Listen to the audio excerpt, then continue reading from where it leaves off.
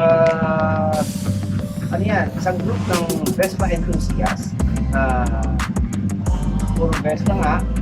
And hindi naman necessarily galing Binondo lang. Meron din kaming mga taga ibang lugar. Pero dito kasi nagbuo yung grupo ng Gawas. Kaya from the name itself, meron kaming Binondo. Start kami, actually, group of 4 lang. 2018 pa. Puro kami mga nagko-collect ng Vespa.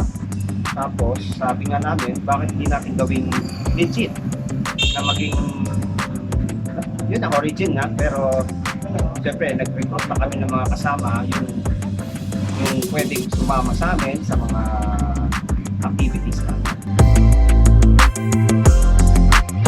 Basta, ang samahan lang namin is naka-Vespa na lumalabas. And then, siyempre, pagka meron kami meron kami mga calamity funds na binubuo, sinakalap for outreach program and for calamities, kung sakali lang, sana wag naman. So, para meron kaming yun ang vision lang namin, simple lang. Siyempre naman, pero siyempre, number 1 namin siyempre, dapat meron siyang Vespa.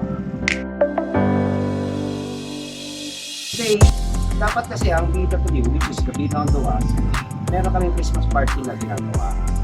Sana, no? Kaso, naisip nga namin, since Christmas, mas magandang maglabas kami ng pera, pero hindi na namin gagamitin. Ilagay na lang namin dyan sa outreach program naman. Okay, papunta kami ng mga ginawa namin sa Little Angels Orphanage in Tagaytay. Meet namin yung mga kids doon. So, sana mapasaya namin.